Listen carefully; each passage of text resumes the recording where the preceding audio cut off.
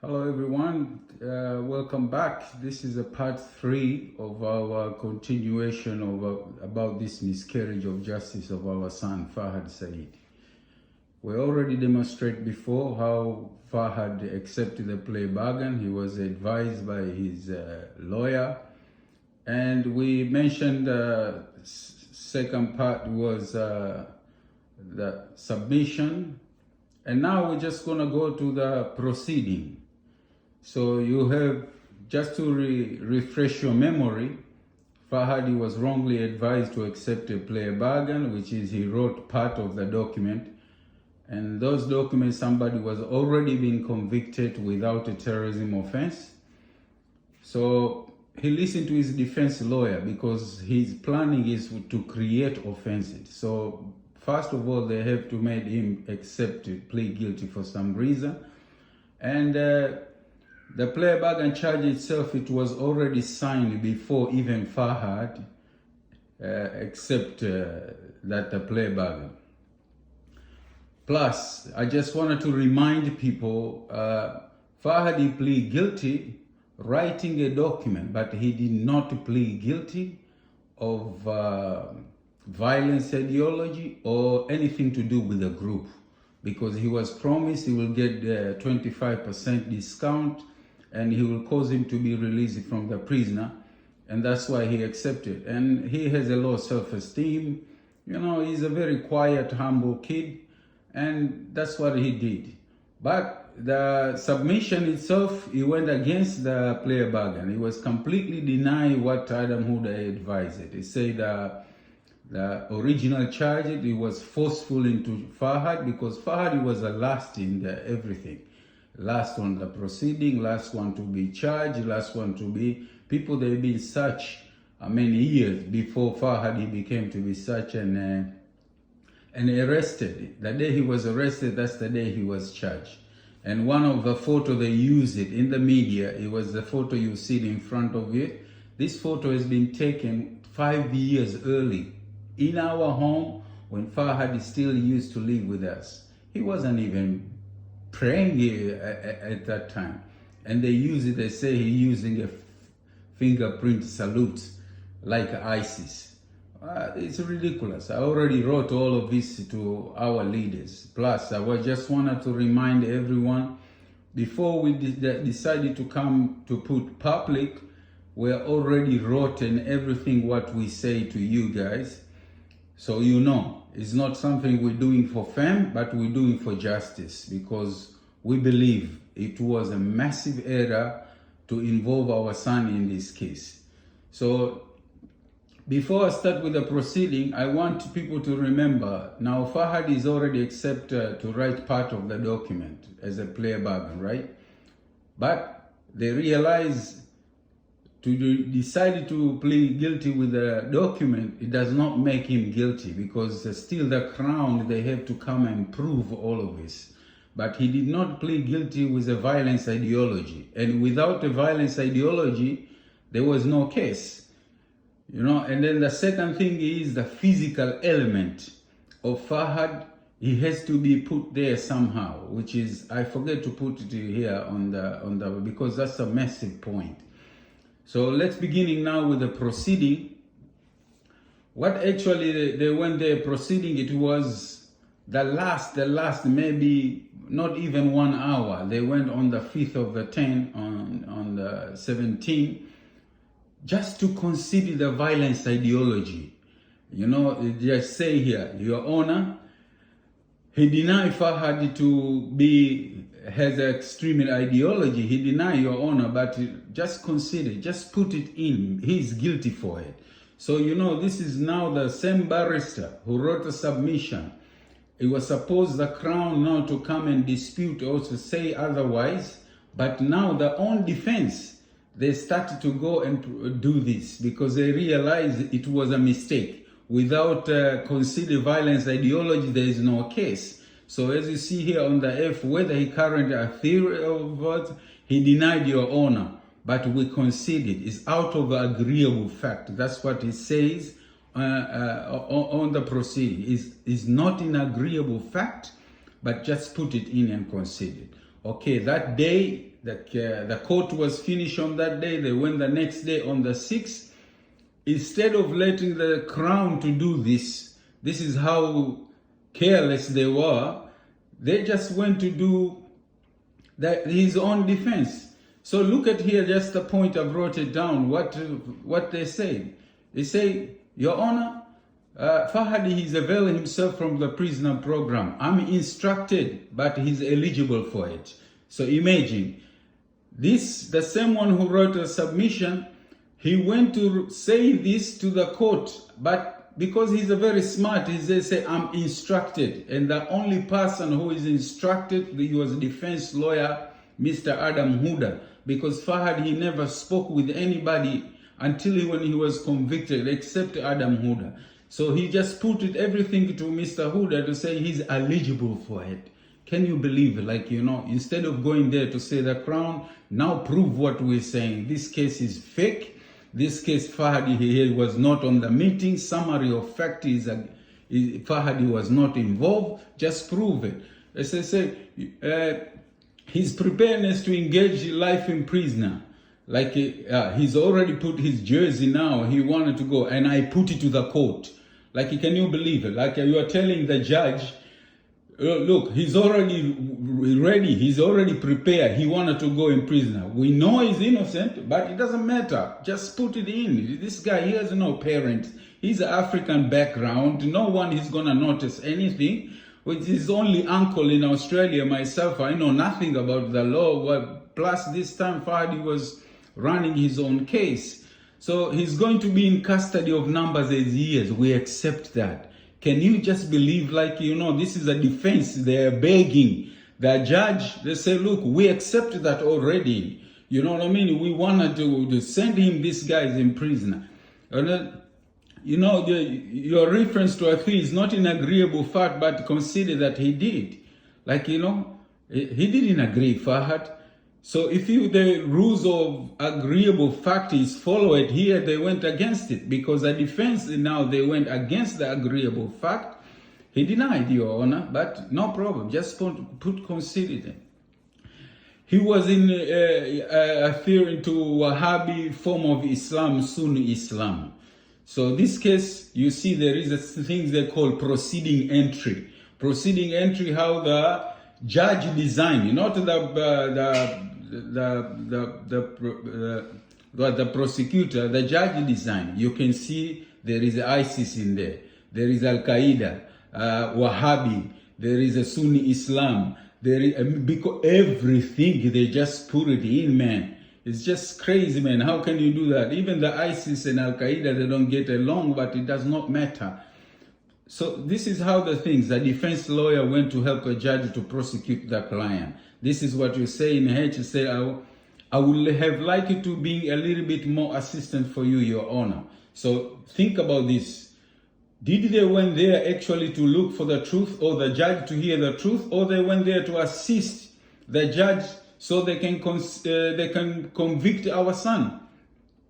And then there is another point, which is, for me, I didn't have enough space to put it in, and they just say, look, what they're talking about Farhad is a praiseworthy and remarkable his behavior. These young people, they wanted to do terrorism attack. There was no such a thing as a terrorism planning attack, which is our son was charged for. An amazing thing is, all of these things have been done here in Australia. In the court, the judge knew it. Even Farhad himself knew it. But he said, look, they done this, so what can I do? But we do not believe in all of that. We believe if the Australian public can hear about the conviction of our son, does not matter, is it from Africa, we don't have money, legal aid, he denies us, the Australian public themselves, they will come and say, look, release me. You cannot do this, man. Where did you hear in the planet the defense, they create offense, and then they went to go to prosecute their own client? And what is the Crown said on that day? They say, oh, Your Honor, I've already said so many times. You want me to repeat? I say, no, you don't have to repeat. But he never said anything about the criminality of Farhad in the case. He referred as somebody else, some other people. So the Farhad's file, it is contained the proceeding of each and everybody in this case, because it was open check. The Commonwealth Public Prosecutor, they signed the charges, but it did not specify what Farhad wrote. So actually what they put it on Farhad is worse than anything else you can do for a human being. This is not the way Australia, it should be, the case, it should not be run like this. And then we expect us as a parents, because we don't have money, and then to accept it, because what? He's already been convicted. He actually was convicted, but he was wrongly convicted. That's why we are saying it's a miscarriage of justice. There is no laws, anything has been followed. Not law, what advice was, what the lawyer, the job of the lawyer to do, he didn't work as a defense. He worked as a prosecutor himself. So the defense, he was like a prosecutor. And then you have the prosecutor. And then you have the judge, which is, he was there. I don't want to comment about the judge, because this is how the case you run here in Australia. How can we accept it? You know, we made a complaint. We told our leaders, this is what happened. We already said all of this, by the way. We already said all of this. They know about it. But we say we will come to ask public, so they will know about this case. This case is undefendable.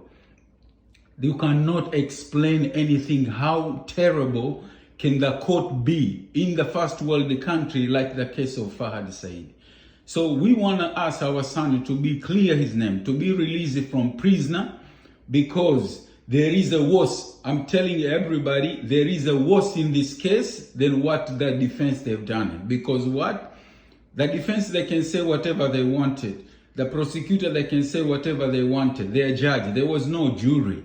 Because in this case, even if the jury are rednecks, they will know this is too much, very, very noticeable, man. You cannot do this. You cannot do this to somebody. You pick up innocent person, you destroy his life, and then you go in, even we let them know before the time of parole, they come and say, look, we refuse you parole because you have a violence ideology, because you accepted. Like they put as Farhad is the one who accepted. It's not Farhad who accepted. It's his defense the one they went to do this. They deny him parole. And I told Farhad, look, you will get 85%, they will let you out. Because now we're all ready to let them know. As a parent, we know. But look at what happened.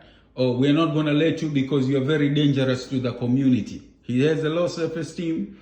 He's innocent, has been wrongly convicted. And then they say he's a dangerous with the community. What is community? Communities are people like us who live innocent life.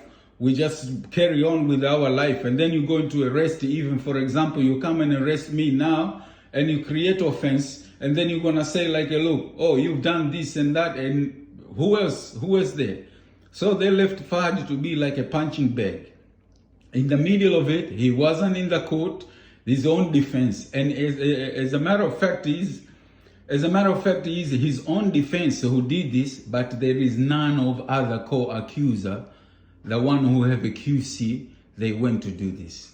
No one except Farhad. Why? Because as I said, they were very careless for what they did. It's just ridiculous. So for us, we just repeat again, we do not want any attention. We don't want anything at this present time. But if the time comes for us to speak, we will speak the truth, none but the truth, and we will tell from A to Z about this case. Because as I said before, we know this case by heart, and we know the names of the people who did everything and done what, how it was created. So we do not want to cause all of these dramas and everything like this.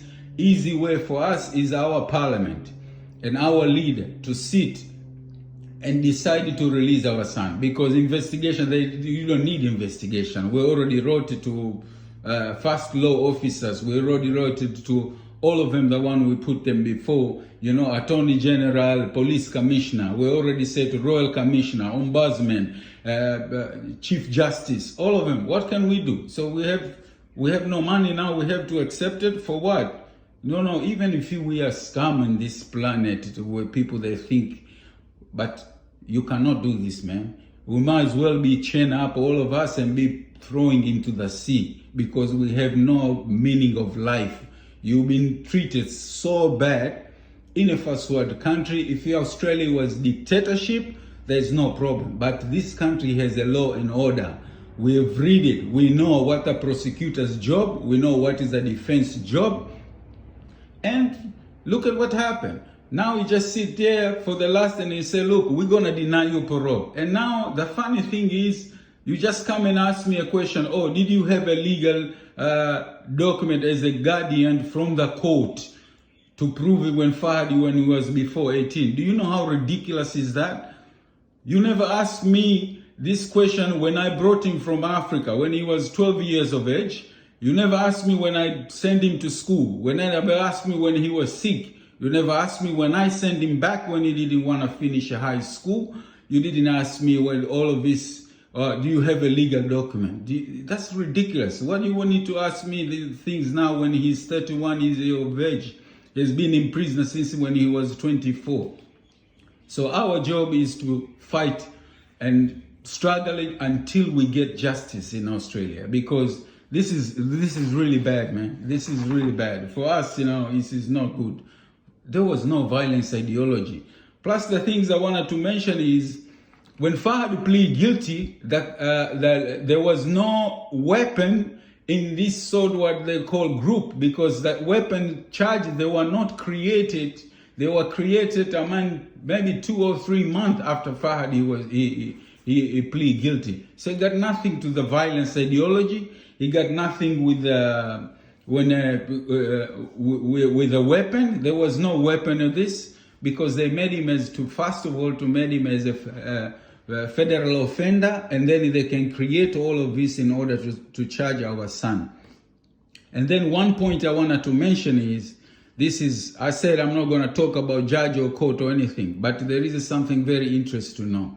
In the judgment, it says Farhad plead guilty with another charges, which is accuracy of information collected. So I don't know who is telling lies here, because how can you, his defense say he plead guilty with the accuracy of information when they know in a summary of fact Farhad, he never wrote a document, his hand it was not identified. So where does that come from? We know where it's come from. It's been taken to the previous terrorist case. On that case, I think 2009 or 2006, there was accuracy of information. The case cited, and then it was put as Farhad plead guilty. When I asked Farhad this, he said, no, I don't know about that. Only a plea. I got nothing to do with the group or anything. But is that okay now, everyone to write whatever they like in the case to convict our son? This is not very nice. So we just want to ask Australian Parliament and Australian people and whoever hear this message, please forward it, because for us, there is no way in this planet we will accept this, because this is just, as I said, we will be the lowest people in this planet, because it's for the safety of all of us Africans. We cannot just be coming arrested and then you come and say, oh, he was convicted. He was convicted. No evidence, no nothing. This is not nice. So we just wanted to finish up here and to bring it. Proceeding itself is about 11 pages. On the 6th, I think, 11 pages. But I just took the point to mention exactly, because this is what I want people to know about it. Out of 11 pages, 7.5 pages, it was Farhad's defense. They hammered. It was brutal. They hammered their client without Farhad's knowledge. He didn't know all of this. We came to find out ourselves, because he's scared. Even he was in prison, he's in prison. He just say like, hey, look, who gonna listen to you? Because now it's already been past all of this. These things happen all the time. I said, listen, I don't believe it. I don't believe it. We are not the followers. We are the people. We're going to fight for justice, and we will get it at the end of it. Because what's coming next, if our son has not been released and no one listened to us, no one is going to blame us. No one is gonna, oh, unless it's been done like a Farhad. Just go and arrest his uncle and he's dead, and bring his mom from Africa, arrest him, they nothing.